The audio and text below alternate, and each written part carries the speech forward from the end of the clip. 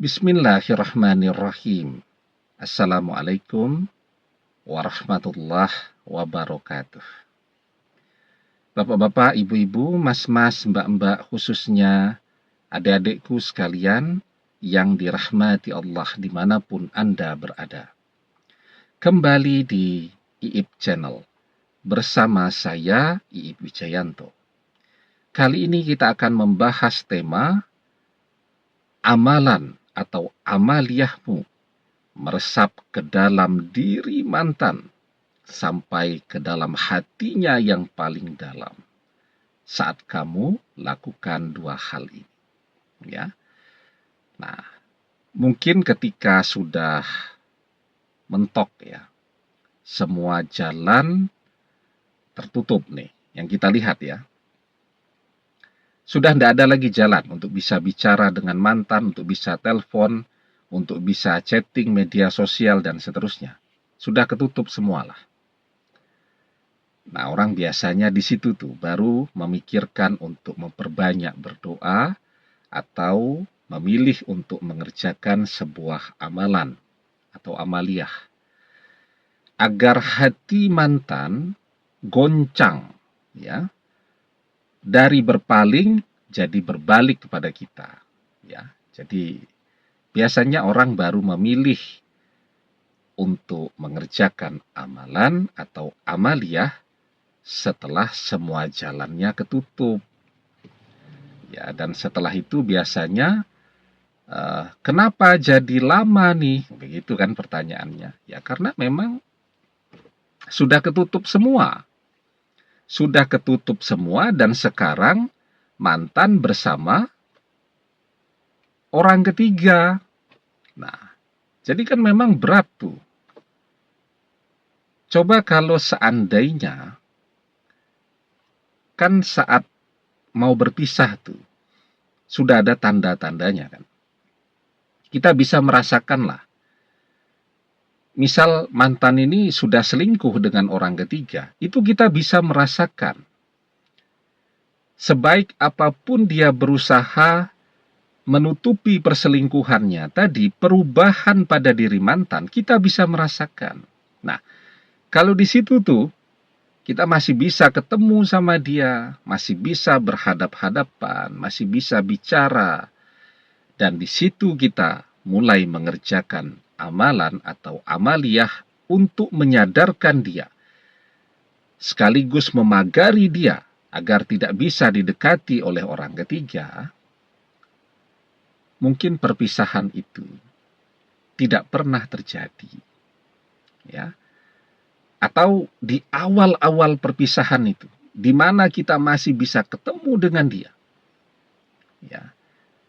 Tapi kan ini berpisahnya sudah lama tuh, kadang-kadang sudah 2 bulan, sudah 3 bulan, tidak ada pertemuan sama sekali, karena beda juga tuh energinya. Ya, saat kita mengerjakan sebuah amaliyah, langsung kita bacakan di depan dia. Tentu membacakannya tidak keras-keras, kalau keras-keras dia tahu. Saat dia bicara tuh, ya, biarkan saja dia bicara apa saja, nah kita diam. Kita dengarkan sambil hati kita, ya, kan kita bisa membaca amaliyah itu dengan hati. Kita bacakan di depan dia langsung. Insya Allah itu langsung akan terlihat perubahan pada diri dia. Apa nih sekarang? Mantan selingkuh. Akan terlihat perubahan, jadi sadar. Mantan kena pelet nih sama orang ketiga, langsung bersih tuh. Kalau bisa kita kerjakan langsung di depan dia, tetapi amalannya sesuai dengan ijazahnya dari gurunya, ya. Kalau yang kita rasakan mantan kena pelet, ya, nah maka amalan yang kita bacakan langsung di depan mantan itu ruqyah, untuk membersihkan dia dari pengaruh sihir itu tadi. Tapi kalau dia memang jatuh cintanya alamiah kepada orang ketiga, mungkin mantan ini orangnya matre, orang ketiga itu memang kaya raya, itu ndak usah pakai ilmu pelet pun mantan mesti mau, kan begitu. Artinya jatuh cintanya alamiah lah. ya. Nah, maka amalan yang kita amalkan ya untuk memagari dia ya agar tidak berpaling, agar batinnya ya selalu terikat dengan kita selamanya. Jadi dia melihat orang lain itu biasa saja. Dia cuman berbinar-binar ketika dia melihat kita. Kan seharusnya begitu. Energinya sangat besar kalau bisa ketemu langsung. Nah, sekarang kan tidak bisa ketemu dengan mantan, sehingga semuanya harus dikerjakan jarak jauh. Ya. Jarak jauh itu dibutuhkan fokus yang luar biasa, dan itu energinya besar. Contoh ya, kalau kita ketemu langsung, kita kan tidak perlu membayangkan dia seperti apa. Ya, yang penting kita pandangi saja. Ya, ada berbagai macam teknik tuh ya, agar kita fokus amalan itu meresap kepada mantan. Misal, yang paling populer kalau bisa ketemu langsung membacakan amalan itu, kita pandang matanya. Ya, sehebat apapun pertahanannya, begitu matanya terbuka, pertahanannya terbuka. Kalau mantan pakai kacamata, biar energinya masuk, pandang mulutnya. Jadi ketika dia bicara, mulutnya terbuka. Kita lihat mulutnya. Ya. Kalau ternyata masih susah juga, nah itu pandangi antara alisnya tuh. Ya. Jadi kalau memandang matanya kita jadi tidak fokus, memandang mulutnya kita jadi tidak fokus, pandangi titik di antara alisnya. Itu kalau bisa ketemu langsung, kita bisa fokus. Energinya tidak besar. Tapi kalau kita jarak jauh kan, kita harus membayangkan tuh. Sudah kita lihat dulu nih fotonya, biar bisa fokus.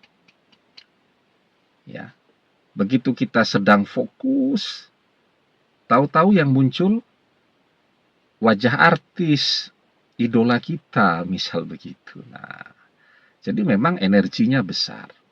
Nah, sekarang bagaimana caranya ya?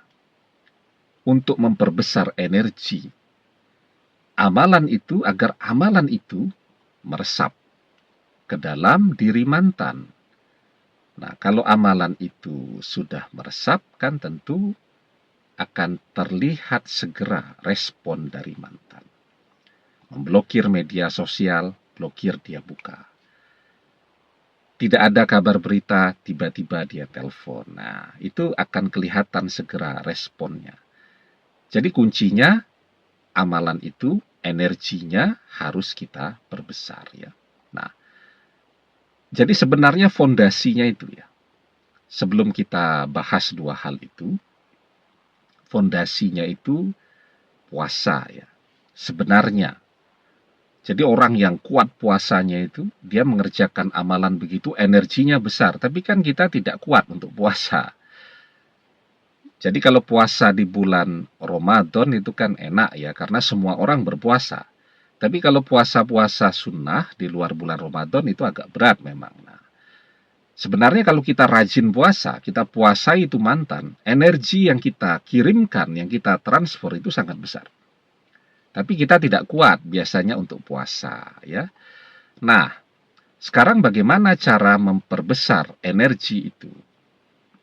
Jadi yang pertama nih ya, untuk memperbesar energi, maka kuantitas jumlah amalan tadi itu memang harus diperbanyak, mau tidak mau kan. Jadi seperti orang yang mengangkat air, ya satu kali air dia angkat dapatnya 1 ember, 2 kali dia angkat dapatnya 2 ember, begitu. Ya jadi semakin banyak amalan itu kita kerjakan, maka energinya juga secara otomatis akan semakin besar. Ya, semakin sering kita kerjakan amalan itu, ya, semakin besar kemungkinan amalan itu masuk ke dalam diri mantan. Ya. Nah, jadi itu kuncinya. Karena itu selalu saya bilang kan, pilih amalan yang tidak berat.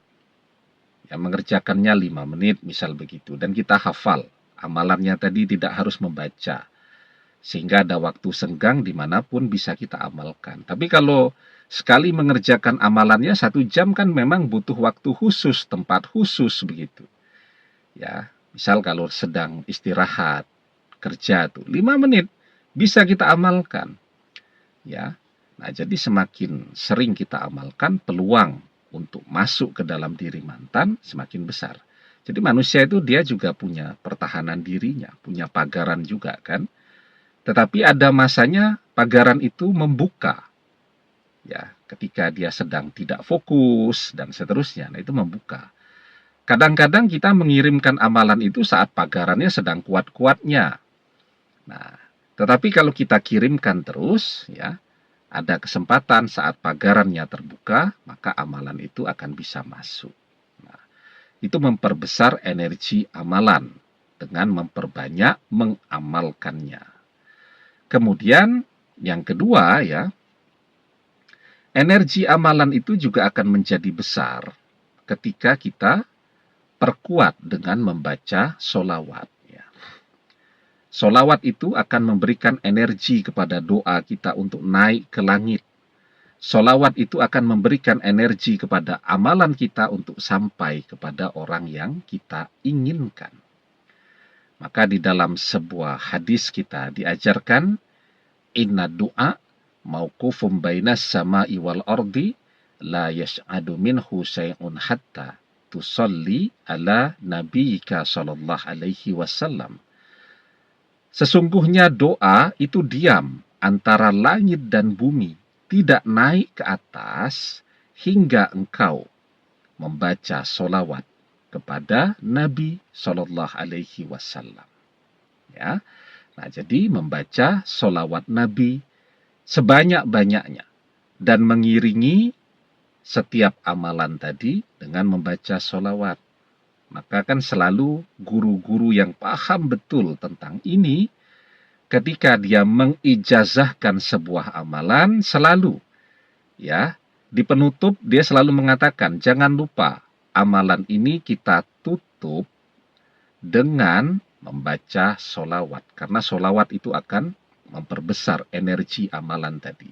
Kalau amalan tadi tidak bergerak dengan kita membaca solawat, nah solawat itu akan mendorong amalan tadi untuk sampai kepada orang-orang yang kita cintai tadi. Ya, demikian. Semoga bermanfaat. Wallahu a'lam bissawab. Billahi taufik wal hidayah. Assalamualaikum warahmatullahi wabarakatuh.